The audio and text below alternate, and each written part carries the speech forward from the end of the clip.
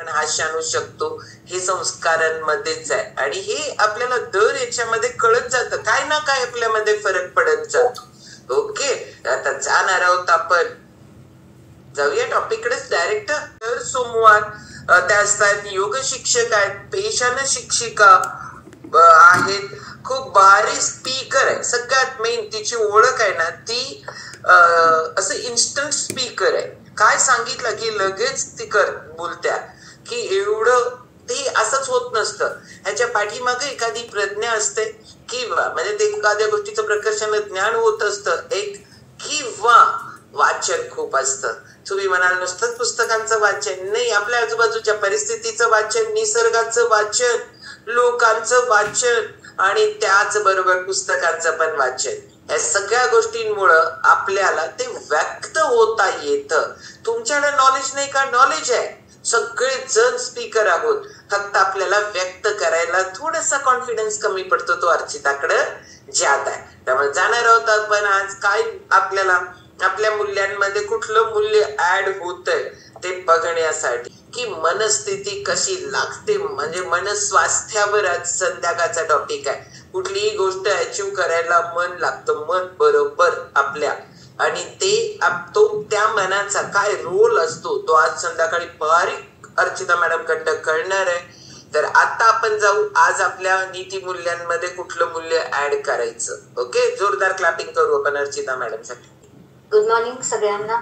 मस्तपैकी वंजारीताईंच्या नातीचा आपण एक्सपिरियन्स ऐकला, त्याच्यानंतर अश्विनीताईंचा एक्सपिरियन्स ऐकला आणि अश्विनीताईंच्या एक्सपिरियन्स मधून एक गोष्ट आपल्याला लक्षात येते की साधी गुडघेदुखी, 5 किलो वजन जास्त असल्यामुळे गुडघेदुखीने त्रस्त झाल्या, पण ज्यावेळेला हेच वजन कमी झालं, जेव्हा छानपैकी त्यांना वर्कआउट करायला लागल्या, तेव्हा खरंच त्यांना आनंद वाटायला लागला. म्हणजेच काय की आयुष्य हे सुख आणि दुःख या लहरींवरती जात असतं. प्रत्येकाला वाटतं की माझ्या आयुष्यामध्ये दुःख जास्त आहे आणि सुख फार कमी आहे, आणि माणूस सतत काय करत असतो की माणूस सतत सुखाच्या मागे लागलेला असतो. मला सुख मिळालं पाहिजे, पण एक गोष्ट आपल्या लक्षात असली पाहिजे, ना सुख कधी मागून मिळतं, ना सुख कधी हिसकावून मिळत असतं, ना सुख कधी कुणाकडून हिरावून घेण्यामध्ये मिळत असतं. सुख हे तुमच्या पाशी दडलेलं असतं आणि तुमच्या जवळच मिळत असतं. मग मी एक उदाहरण देते. एक व्यापारी असतो आणि तो व्यापारी खूप संपत्ती असते, सगळं वैभव असतं, सगळ्या सुखसोयी असतात, पण त्याच्या जीवनामध्ये आनंद, समाधान आणि शांती लाभत नसते. आणि म्हणून तो गुरुच्याकडे जातो आणि म्हणतो की माझ्या जीवनामध्ये सगळं काही आहे, फक्त 2च गोष्टींची कमी आहे. तेव्हा संत म्हणतात कुठल्या 2 गोष्टींची कमी आहे? तर व्यापारी म्हणतो माझ्या जीवनामध्ये फक्त सुख आणि शांती या 2च गोष्टींची कमी आहे. जर ते मला आयुष्यामध्ये मिळालं तर माझं आयुष्य हे परिपूर्ण होईल आणि माझ्या आयुष्यामध्ये या जगातला सगळ्यात समाधानी, आनंदी, सुखी आणि चांगला मनुष्य म्हणून मला जगता येईल. ते संत म्हणतात, ठीक आहे, म्हणतात 2 दिवस तू माझ्यासोबत राहा. आणि 2 दिवस राहिल्यानंतर पहिल्या दिवशी संत त्या व्यक्तीला उन्हात बसवतात आणि आपण सावलीमध्ये बसतात आणि म्हणतात की या दिवसात तुला आज काय शिकायला मिळालं हे तू अनुभव घे. त्या व्यापाऱ्याला यातनं काय अनुभव मिळाला किंवा काय शिकायला मिळालं हे जाणला नाही, तो कशामुळे मिळालं हे पण नाही जाणला. दुसरा दिवस उजाडतो. दुसऱ्या दिवशी व्यापारी हा बाहेर बसलेला असतो आणि ते संत छानपैकी आहार घेत असतात. आणि आहार झाल्यानंतर व्यापाऱ्याला वाटतं की ह्याने जेवले आणि बाहेर आले आणि संत म्हणायला लागले आज काय शिकलास? तेव्हा व्यापारी म्हणतो आज कुठं काय शिकले, तुम्ही जेवलात, मी बाहेर बसलो उपाशी, काय शिकायला मिळालं? तेव्हा संत म्हणतात माझ्या मागून, आणि व्यापारी त्या संतांच्या मागून जात असतो. तेव्हा संत म्हणतात की काल मी तुला उन्हात उभा केलं आणि मी सावलीमध्ये बसली, त्या सावलीची जी थंडाई आहे, ते सावलीचं सुख जे आहे ते मला मिळालं, ते समाधान मला मिळालं, पण तुला मिळालं नाही. तुला जर ते मिळवायचं असतं तर तू उन्हातून मी जिथं बसलो आहे तिथं आला असतास तर तुला ती सावली मिळाली असती आणि तुला ते सुख आणि समाधान जे सावलीत बसण्यामध्ये आहे ते मिळालं असतं. काल आज मी आहार घेतला, आहार घेत असताना तू बाहेर बसलास, बघत बसलास, पण आत येऊन 2 घास खाण्याचे कष्ट मात्र तू केला नाहीस, त्यामुळे माझं पोट भरलं, तू मात्र उपाशी राहिलास. सुख, समाधान स्वतः मिळवण्यात असतं. दुसऱ्याकडे पाहून, दुसऱ्याच्या सांगण्यातून, दुसऱ्याच्या अनुभवातून आपल्याला ते शांती, सुख आणि समाधान मिळत नाहीये. तुला जर मिळवायचं असेल तर पुरुषार्थ हे तुलाच करावं लागतं. म्हणून हे वस्तू सापेक्ष असतं, म्हणजे ते क्षणाक्षणाला बदलत असतं. तसं तुला क्षणाक्षणाला बदलता आलं पाहिजे. आयुष्यात तू बदलायला शिकलास तर तुला खरं सुख, शांती, समाधान मिळेल. पण तू न बदलता आहे त्याच्यातच मला सुख आलं पाहिजे माझ्या जवळ म्हटलास तर कधीच मिळणार नाही. सुख, शांती आणि समाधान मिळवायचं असेल तर स्वतःला बदलता आलं पाहिजे. एका परिस्थितीमधून दुसऱ्या परिस्थितीमध्ये जाता आलं पाहिजे. एका ठिकाणाहून दुसऱ्या ठिकाणी जाता आलं पाहिजे. ज्या वेळेला हे तू पुरुषार्थ करशील त्यावेळेला खऱ्या अर्थाने सुखी, समाधानी होईल. सुख, तुझ्याकडे सगळं सोयी आहेत, वैभव आहे, ऐश्वर आहे, गाडी आहे, जमीन जुमला आहे, म्हणून सुख, समाधान आणि शांती हे तुझ्या घरात येणार नाही. तुझ्या घरात नाहीये तर तू बाहेर तो शोधायला शिकला पाहिजेस. तसंच असतं. सुख आणि दुःख हे आपल्या जीवनाचे दोन अविभाज्य घटक आहेत आणि ते मिळवण्यासाठी मी घरातच बसून चार भिंतीमध्ये मिळवायला लागलं तर कधीच मिळत नाही. छोट्या छोट्या गोष्टींमधून मिळत असतं. आणि म्हणूनच म्हटलं सुख हे व्यक्ती सापेक्ष, वस्तू सापेक्ष बदलत असतं. जसं पाणी जर तुम्ही ग्लास मध्ये घातलात तर पाणी हे ग्लासचा आकार घेतं. तेच पाणी तुम्ही तांब्यात घातलात तर त्या तांब्याचा आकार त्या ग्लासला, पाण्याला येत असतो. तेच पाणी तुम्ही घागरीत घातलात तर त्या घागरीचा आकार येत असतो.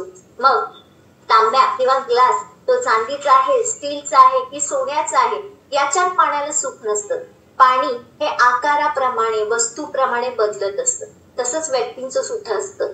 जे सुख असतं ना ते सुख त्या वस्तूप्रमाणे बदलत झालं पाहिजे. म्हणजे जशी परिस्थिती आहे, जशी गोष्ट आहे, जसे अनुभव आहेत, जसा दिवस आहे तसं तुम्ही बदलत राहिलात आणि तुमच्या जीवनाला आकार देत राहिलात तर खऱ्या अर्थानं सुख येत असतं. आणि म्हणूनच म्हटलं जातं सुख म्हणजे नेमकं काय असतं. म्हणून एक गाणं सुद्धा आहे की जगी सर्व सुखी असा कोण आहे, विचारी मना तू शोधू न पाहे. जगी असा सर्व सुखी कोण आहे. विचार केला तर आपल्याला वाटतं की ज्याच्याकडे गाडी आहे, बंगला आहे, नोकर चाकर आहे, सगळ्या सुविधा आहेत तो सुखी आहे. पण खऱ्या अर्थाने तो सुखी आहे का? बिलकुल नाहीये. आम्ही कॉलेजला जायची. सकाळी 6 वाजता मला बस असायची. 6 वाजता कॉलेजला जात असताना, स्कूलला जात असताना, नोकरी करत असताना सकाळी हिवाळ्याच्या दिवसांमध्ये गबाळ्यांच्या बैलगाड्या जायच्या आणि त्या बैलगाड्यांचं ऑब्झर्वेशन केलं तर त्या बैलगाड्यांमध्ये नवरा बायको त्याचं एक छोटं बाळ जे असेल ते घेऊन ते थंडीमध्ये अंधारात त्या बैलगाडीत बसून छानपैकी जायचे. छानपैकी गप्पा सुद्धा ते मारायचे आणि छानपैकी तो दिवस त्यांचा सुरुवात व्हायचा. गेल्यानंतर ऊस तोडायचे. दुपारच्या वेळेला त्याच गाड्या भरून यायच्या, ऊस भरून यायच्या. आणि त्या ऊस भरून येत असताना त्या ऊसाच्या गाड्यावरती, त्या ऊसांच्या मुळ्यांवरती ते बसायचे आणि आपली बाजरीची भाकरी सकाळी रात्री कधी केली ती भाकरी, त्याच्यावरती भाजी आणि एक कांदा त्याच गाडीमध्ये फोडून घ्यायचे आणि नवरा बायको मस्तपैकी ते खात दोघं पण यायचे आणि मस्तपैकी एन्जॉय करायचं. वरती रणरणत ऊन असायचं. भर रस्त्यावरून ते जायचे. रस्त्यावरती एवढी गर्दी असायची, लोक त्यांच्याकडे पाहिजे पण याच्याकडे काहीही लक्ष नाही. जे ताटात आहे ते खाण्यामध्ये त्यांना सुख होतं आणि दोघं एकमेकांना जी साथ आहे त्या साथीमध्ये ते सुख होतं. आणि आता परिस्थिती जर पाहिलं तर हे पहिलं उदाहरण होतं. आणि काही ठिकाणी मी असं पण पाहिलंय मस्तपैकी एसी रूम आहे, बसायला डायनिंग टेबल आहे, त्या टेबलावरती पंचपक्वान्न आहे, पण ते खाण्यामध्ये जो आनंद आहे तो सुख मात्र त्या कुटुंबामध्ये नाहीये, त्या घरामध्ये नाहीये. का? कारण मन हे अशांत असतं. म्हणजे सुख हे वस्तूपुरतं मर्यादित आहे का? सुख सोयींपुरती मर्यादित आहे का? तर बिलकुल नाही. सुखाची व्याख्या ही वेगवेगळी असते. सुख हे भावनिक असतं, सुख हे मानसिक असतं, सुख हे सामाजिक असतं, सुख हे शारीरिक असू शकतं. म्हणजे काय की शरीराला चांगल्या गोष्टी लाभतात ते मिळालं तर सुख असतं. मनासारख्या गोष्टी घडल्या आणि त्या मनासारख्या गोष्टी व्हायला लागल्या तर ते मानसिक सुख असतं. आपल्या भावनांची जिथं कदर केली जाते किंवा आपण जिथं भावना व्यक्त करतो ते भावनिक सुख असतं.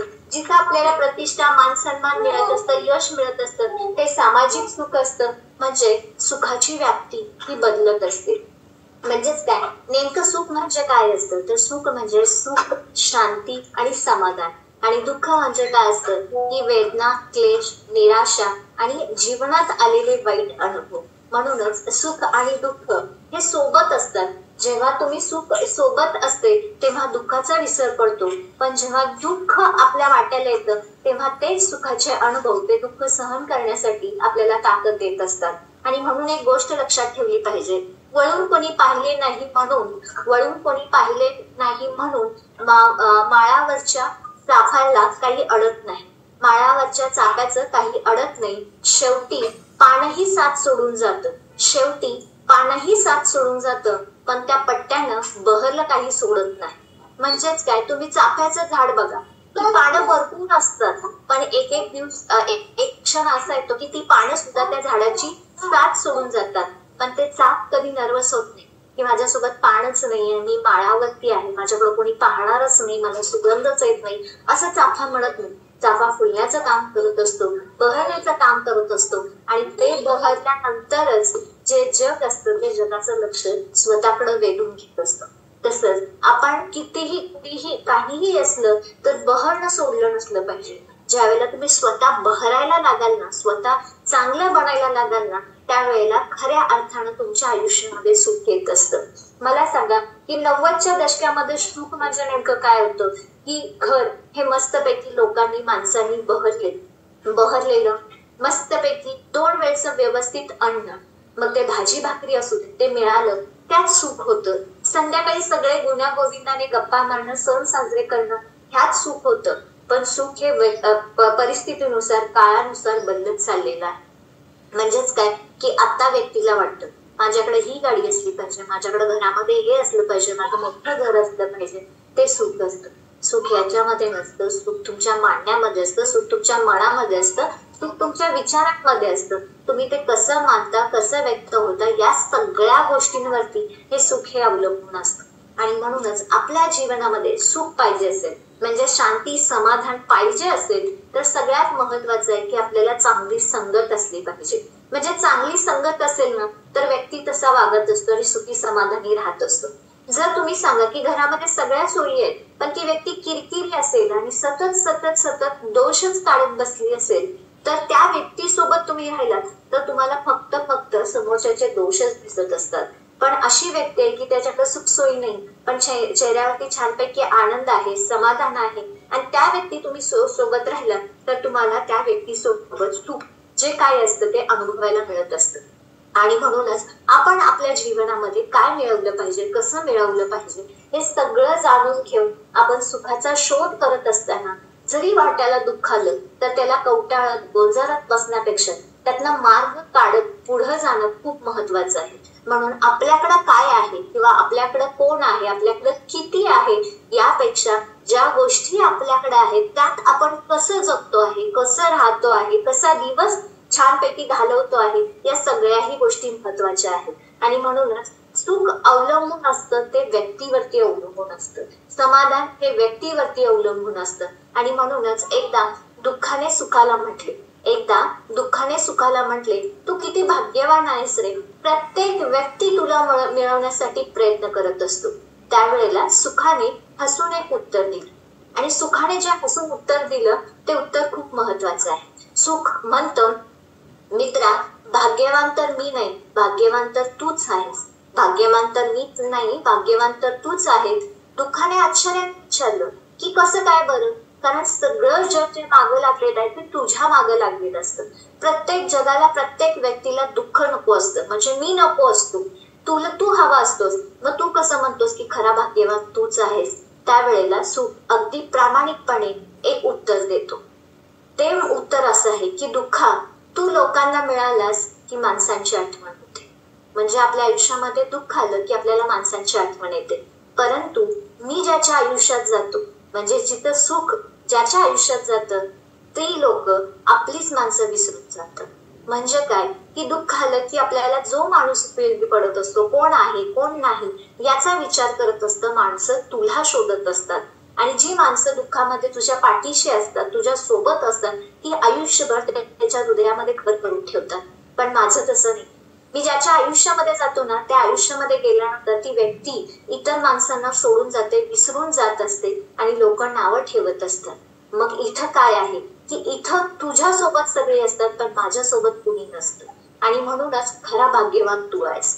मग मला सांगा की दुःख येतं त्यावेळेला आपण आपल्या आयुष्यामध्ये असं समजलं पाहिजे की आपली चांगली सुरुवात झालेली आहे, आपल्याला चांगलं तयार व्हायचंय, चांगलं बनायचंय, आणि त्याच्यासाठी परीक्षा घेण्यासाठी आपल्या आयुष्यामध्ये दुःख आलेलं आहे, अशी जाणीव करून आपण जर पुढे चालायला लागलो तर खरंच आपलं जीवन खूप छान होत असतं. आणि त्यासाठी फक्त चांगला विचार करून चालत नाही, त्या विचाराबरोबर आपल्याला आचरणाची सुद्धा जोड पाहिजे.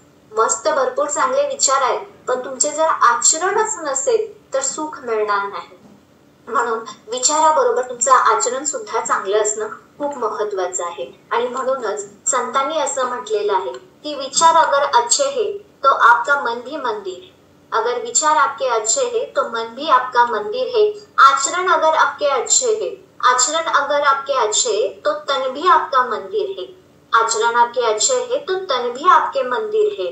व्यवहार अगर आपका अच्छा है, व्यवहार अगर आपका अच्छा है तो धन भी आपका मंदिर है. और ये तीनों अगर अच्छे है तो जीवन भी आपका मंदिर है. म्हणजेच काय, विचार चांगले असतील तर मन आपलं मंदिर असतं, आचरण चांगलं असेल तर तन आपलं मंदिर असतं, आणि जिथं व्यवहार चांगला असतो तिथं धन सुद्धा आपलं मंदिर असतं. आणि हे तीन ज्या ठिकाणी एकत्र येतात त्याला जीवन म्हणतात, आणि हे जीवन सुद्धा आपलं मंदिर बनत असतं. आणि म्हणूनच हे जीवन जर मंदिर बनवायचं असेल तर विचार, आचार आणि व्यवहार हे तिन्ही सुद्धा चांगले असले पाहिजेत. आणि म्हणूनच मी मगाशी म्हटले की काळानुसार व्यक्तिपरत्वे सुखाची कल्पना ही बदलत चाललेली आहे. म्हणून मी पूर्वीचं उदाहरण दिलं, पण आता येणारा भविष्यकाळ कसा असणार आहे माहितीये का? येणारा भविष्यकाळ ज्याला कुठलंही औषध पाणी नाहीये, ज्याला आपल्या सुख सोयी सगळ्या छानपैकी अनुभवता येतील, अशा व्यक्ती खऱ्या अर्थाने सुखी, समाधानी आणि शांती राहणार आहे.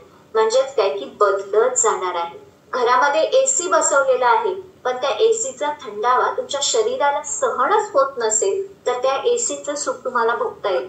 घरामध्ये टीव्ही आहे, पण ते टीव्ही पाहण्याची इच्छा किंवा त्या टीव्ही पाहण्यासाठी तुमचं मन स्थिर नसेल तर त्या टीव्हीतून जो प्रोग्राम आहे, जे आनंद आहे, तो आनंद तुम्हाला उपभोगता येत नाही. पंचपक्वान्नाचं ताट आहे, पण ते खाण्यासाठी अनलिमिटेड भरपूर गोष्टींचं तुम्हाला बंधन आहे, पथ्य पाणी आहे, तर ते खाण्यातलं जे सुख आहे ते सुख तुम्हाला अनुभवता येत नाही.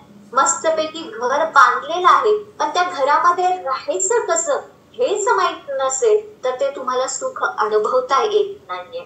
म्हणजेच काय की सुख जर पुढे आपल्याला सुखी राहायचं असेल, चांगलं राहायचं असेल तर त्यासाठी आपलं अवयव चांगलं पाहिजे. आणि म्हणूनच आता येणारा पुढचा जो काळ आहे तो काळ कसा राहणार आहे? येणारा पुढचा काळ ना वस्तूंमध्ये आहे ना व्यक्तींमध्ये आहे. येणारा पुढचा जो काळ आहे ते तुमच्या शारीरिक अवस्थेवरती आहे. म्हणजेच काय की पुढे भविष्यामध्ये व्यक्तीला सगळे अवयव व्यवस्थित असतील, चांगले निरोगी असेल आरोग्य, तर खऱ्या अर्थाने ती व्यक्ती सुखी, समाधानी राहणार आहे. बघा की बऱ्याच वेळा समाजात आपण पाहतो की घरामध्ये स्वयंपाक करायला बाई असते, सगळं घरकाम करायला बाई माणसं असतात, गडी माणूस असतात, पण शरीराच्या वेदना घेण्यासाठी मात्र कोणीही नसतं. शरीराच्या वेदना ह्या स्वतःलाच भोगाव्या लागतात, शरीर हे स्वतःलाच जपावं लागतं. आणि हे सगळ्या गोष्टी असल्या तरी माणूस सुखी असत नाही. जो वेदना रहत आहे, जो औषध भोगत आहे, ज्याचे सगळे अवयव व्यवस्थित काम करत आहेत, ज्याचं शरीर निरोगी आहे, तो खऱ्या अर्थाने येणाऱ्या भविष्य काळामध्ये सगळ्यात सुखी राहणार आहे. म्हणून स्वतःचं ध्येय निश्चित करा.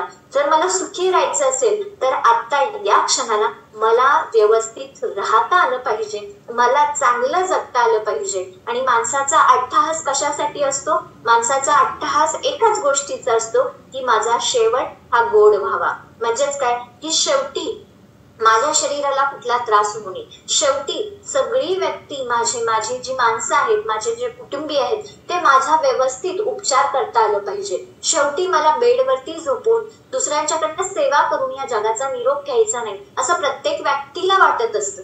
पण वाटून काही होणार आहे का हो? वाटून बिलकुल होणार नाही. वाटण्यापेक्षा तुम्ही जे करता ना ते करणं खूप महत्वाचं आहे. त्या पद्धतीने तुम्ही करायला लागला ना तर खऱ्या अर्थानं जे शेवटचा जो श्वास आहे, शेवटचा जो क्षण आहे, तो गोड जावा, छान व्हावा असं प्रत्येक व्यक्तीला वाटत असतं. त्याच्यासाठी तुमचं शरीर निरोगी असलं पाहिजे. आणि शरीर निरोगी असतील तर तुमच्या अवतीभोवती जी माणसं असतात ना, ती माणसं सुद्धा तुमची चांगली सेवा करू शकतात, कारण त्या संगतीचा परिणाम त्या व्यक्तींवरती होत असतो. आणि म्हणूनच आपण सगळ्यात सुखी राहायचं असेल तर आतापासून तुम्ही डिपॉझिट करायला शिका.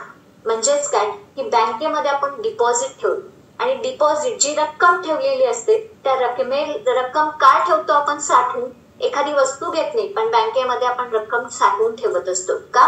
कारण ते भविष्य काळामध्ये आपल्या शरीरामध्ये ताकद राहणार नाही, काम करण्याची इच्छा होणार नाही, त्यावेळेला त्याचं व्याज येईल तेव्हा आपण उदरनिर्वाह करू, आपण छानपैकी आपला शेवटचा दिवस छान आनंदात घालू, आपल्याला त्रास होणार नाही असं आपल्याला वाटायला लागतं आणि आपण बँकेमध्ये रक्कम ही डिपॉझिट करायला ठेवत असतो. पण आता खऱ्या अर्थाने काय आहे माहितीये का? खऱ्या अर्थाने डिपॉझिट हे तुमचं शरीर आहे. शरीराचा प्रत्येक अवयव तुम्ही आता जर निरोगी ठेवला, चांगला ठेवला, व्यवस्थित ठेवला, त्याला जे काही पाहिजे ते व्यवस्थित दिला, तर हेच अवयव तुमचे म्हातारपणातले डिपॉझिट राहणार आहे.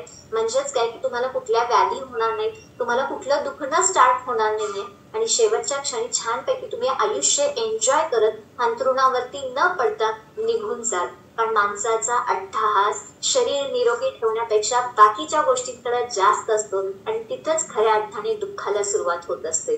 आणि म्हणूनच स्वामी विवेकानंद म्हणतात की तुम्हाला जे गरजेचं आहे ना ते पहिल्यांदा कर, जे नको आहे त्याच्या पाठीमागे लागू नका. कारण तुम्ही नको आहे त्याच्या पाठीमागे लागलात तर शेवटी आयुष्यामध्ये नको असणाऱ्याच गोष्टी आपल्याला मिळत असणार आहे. ज्या हव्या असणाऱ्या गोष्टी आहेत त्या हव्या असणाऱ्या गोष्टी मिळणार नाही. एकच स्वामी विवेकानंदांचं उदाहरण देते म्हणजे तुमच्या लक्षात येईल. स्वामी विवेकानंद काय करत असतात, एकदा सकाळी सकाळी उठल्यानंतर नदी किनारी जातात आणि नदी किनारी गेल्यानंतर छानपैकी झाडाखाली बसून छानपैकी ध्यानधारणा करतात आणि ध्यानधारणा झाल्यानंतर ते निसर्गाचं जे सौंदर्य असतं ते सौंदर्य न्याहाळत बसलेले असतात. आणि त्यावेळेला व्यक्ती येते आणि ते व्यक्ती म्हणते की स्वामी विवेकानंद तुम्हाला सगळे ओळखतात, पण मी एवढी सिद्धी प्राप्त केलेली आहे, मला कुणीही ओळखत नाही. मग स्वामी विवेकानंद त्या व्यक्तीला म्हणतात, कोणती अशी सिद्धी तू प्राप्त केलेला आहेस बरं की ज्याच्यामुळं तुला लोक ओळखत नाहीत आणि एवढी मोठी सिद्धी आहे? त्यावेळेला ती व्यक्ती स्वामी विवेकानंदांना म्हणते, मी एक सिद्धी प्राप्त केलेली आहे, ती म्हणजे मी नदीचं जे पाणी आहे या नदीच्या पाण्यावरून मी चालत जाऊ शकतो, या प्रवाहावरून मी चालत जाऊ शकतो. स्वामी विवेकानंद म्हणतात, दाखव बरं. मग ती व्यक्ती त्या पाण्याच्या प्रवाहावरून चालत जाऊन पलीकडे जाऊन पोचते आणि पलीकडून परत ती स्वामी विवेकानंदांच्याकडे या किनाऱ्यावरती येऊन पोचते.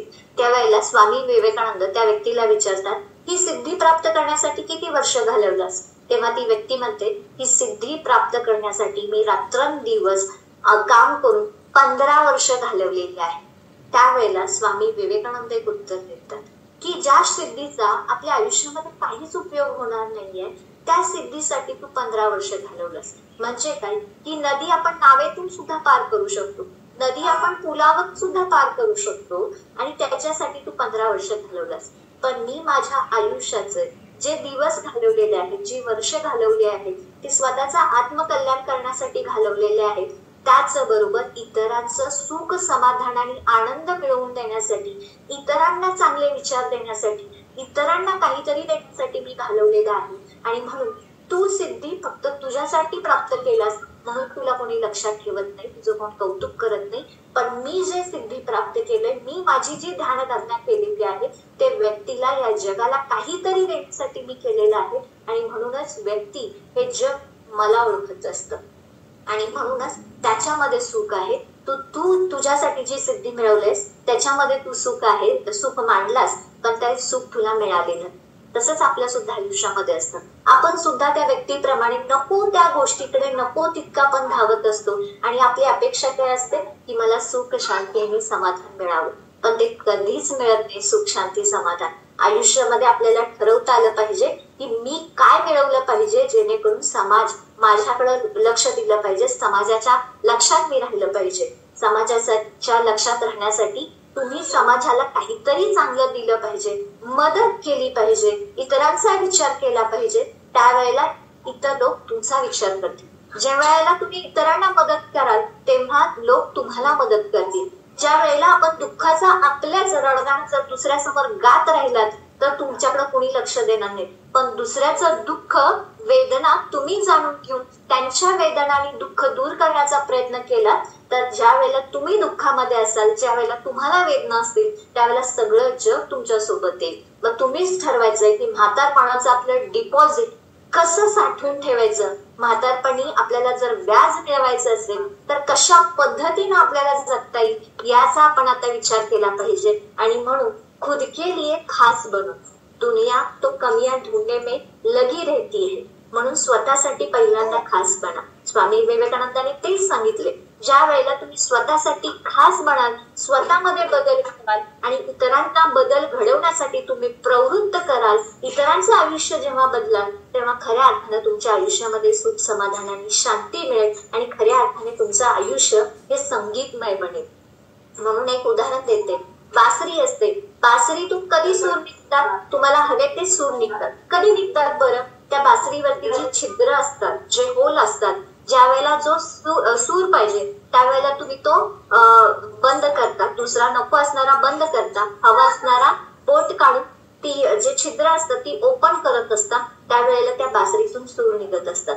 तसंच आपल्याही आयुष्यामध्ये असतं. जर आपल्या आयुष्यामध्ये चांगले सूर निघायचे असतील ना तर चांगली संगत, चांगले आचरण, चांगला विचार, चांगला आहार आणि इतरांना मदत करत चला, म्हणजे आयुष्य चांगलं घडत जातं. म्हणून आपल्या आयुष्यामध्ये ध्येय ठेवलं पाहिजे, योग्य ठिकाणीच गेलं पाहिजे, योग्य व्यक्ती माझ्या आयुष्यामध्ये असली पाहिजे असं आपण ध्येय ठेवलं पाहिजे. आणि म्हणूनच सांगते की आपण जर चुकीच्या डॉक्टरांच्याकडे आपल्या आजाराचं, रोगाचं जर आपण ट्रीटमेंट करायला लागलो तर चुकीचा डॉक्टर आपल्याला चुकीची औषधं देणार. त्यामुळे आपला आजार तर बरा होणारच नाही, पण दुसरा आजार होण्याची शक्यता मात्र दाट असते. म्हणून आपल्या आयुष्यामध्ये आपण काय करत असतो, योग्य तो डॉक्टर आपण निवडत असतो. का निवडत असतो? कारण आपल्या योग्य त्या आजारावरती योग्य ती ट्रीटमेंट मिळावी. तसंच आपल्या आयुष्यामध्ये सुख, समाधान जर पाहिजे असेल तर योग्य ती व्यक्ती, योग्य त्या घटना, योग्य ते अनुभव, योग्य ते विचार, योग्य ते आचरण, योग्य तो आहार आणि योग्य ती संगत असणं चांगलं पाहिजे. ज्या वेळेला सगळ्या गोष्टी तुमच्या सोबत असतील ना त्यावेळेला खऱ्या अर्थानं तुमच्या आयुष्यामध्ये सुख हे लोटांगण घालायला लागेल. तुम्हाला बाहेर कुठं शोधण्याची गरज लागणार नाही, ते तुमच्या दारातच आहे. आणि ते दारात जाणून घेऊन फक्त दरवाजा उघडा. डोक्यात जे आहे ना ते काढून टाका आणि जे जसं आहे तसं स्वीकारा, म्हणजे खऱ्या अर्थाने तुम्ही शांती आणि समाधान तुमच्या आयुष्यामध्ये लाभेल. आणि प्रत्येकाला सुख, शांती, समाधान लाभायचं असेल ना तर चांगलं तेवढं घ्या, नको तेवढं काढून टाका. गांधारीनं काय केलेलं होतं? गांधारीने केलेलं होतं की माझा नवरा आंधळा आहे म्हणून स्वतःच्या डोळ्यावरती सुद्धा काळी पट्टी बांधलेली होती. ती काळी पट्टी बांधल्यामुळे काय प्रॉब्लेम झाला? ज्या वाईट गोष्टी आहेत त्या पण त्या बघितलेल्या नाहीत, पण ज्या चांगल्या गोष्टी आहेत त्या चांगल्या गोष्टी सुद्धा त्या गांधारीला पाहता आल्या नाहीये. आणि त्यामुळे आयुष्यामध्ये ते अनर्थ घडले आणि 100 पुत्र तिच्या आयुष्यामधून निघून गेले. आपल्या सुद्धा डोळ्यावरती तशीच पट्टी असते. नको असणाऱ्या गोष्टी आपण जास्त पाहत असतो आणि हव्या असणाऱ्या गोष्टी आपण पाहत नाही, कारण ती पट्टी बांधलेली असते. डोळ्यावरती जे अज्ञानाची पट्टी आहे, असमानतेची पट्टी आहे, ती पट्टी काढून टाका आणि उघड्या डोळ्याने सगळ्या येणाऱ्या परिस्थितीकडे तुम्ही पाहायला लागला, व्यक्तीकडे पाहायला लागला, ज्ञानाकडे पाहायला लागला तर खऱ्या अर्थाने सुख, समाधान आणि शांती लाभेल. धन्यवाद. चलो जोरदार क्लॅपिंग करू आपण. मूर्तीलान, कीर्तिमान, केवढा मोठा विचार आपल्याला कळाला की खरंच आहे, स्वतःमध्ये परिवर्तन केल्याशिवाय, स्वतःसाठी काही केल्याशिवाय आणि कुठली डिपॉझिट करायची. आपण सगळं बघत असतो, आपण आपल्यापुरता विचार करत असतो, पण आपल्यापुरता विचार करता करता आपल्याला खरी गरज आहे ना ती सगळ्या गोष्टींवर जय मिळवण्याची. आपल्याला समाज पण पाहिजे, आपण पण पाहिजे, सगळंच पाहिजे आपल्याला. सगळंच पाहिजे असताना ना छोटा बदल स्वतःमध्ये केला, समाजासाठी पण आपण छोटे छोटे काम करायला लागलो तर अत्यानंद मिळतो. आनंद आणि त्या आनंदाची व्याख्या आहे ना ही खूप वेगळी आहे. ती आनंदाची व्याख्या खरं ही शारीरिक, मानसिक, भावनिक, आध्यात्मिक, सामाजिक सगळ्या लेवलवर आपल्याला मिळतं ना त्याच वेळेला असते. जसं अर्चिता मॅडमनी एकच सांगितलं, टेबलावर सगळं आहे पण बघतच नाहीये आपण आपल्याला काय मिळालंय ते. त्यामुळं ह्याच आपण बघायला पाहिजे की काय आहे काय नाही आहे ते मिळवायचं असेल तर काय आहे त्याच्याकडे बघत बघत आपण आपल्यावर काम करायला लागलो. पैसा पाहिजे, काम करावं लागेल, मिळवावं लागेल. नुसताच जर अर्चिता मॅडम म्हटलं तसं घरात बसून तर काहीच नाही होणार. त्यामुळे या सगळ्या गोष्टी आपल्याकडे आयुष्यामध्ये ज्या वेळेला दुःख येतो त्यावेळेला आनंद असतो आणि आनंद असताना मात्र जमिनीवर राहायला लागतं, नाहीतर परत ती साखळी रिपीट होते. तो प्रवास आहे ना हा असणारच आहे प्रत्येकाच्या लाईफमध्ये, पैसा म्हणजे सर्वस्व नसतं, हे तर जातीय काहीतरी होतं, ह्या गोष्टींकडे आपण बघत नाही आणि आपल्याला आपल्या अँगलनं आपण समोरच्या लोकांच्याकडे बघत असतो. तो दृष्टिकोन चेंज करणं भारी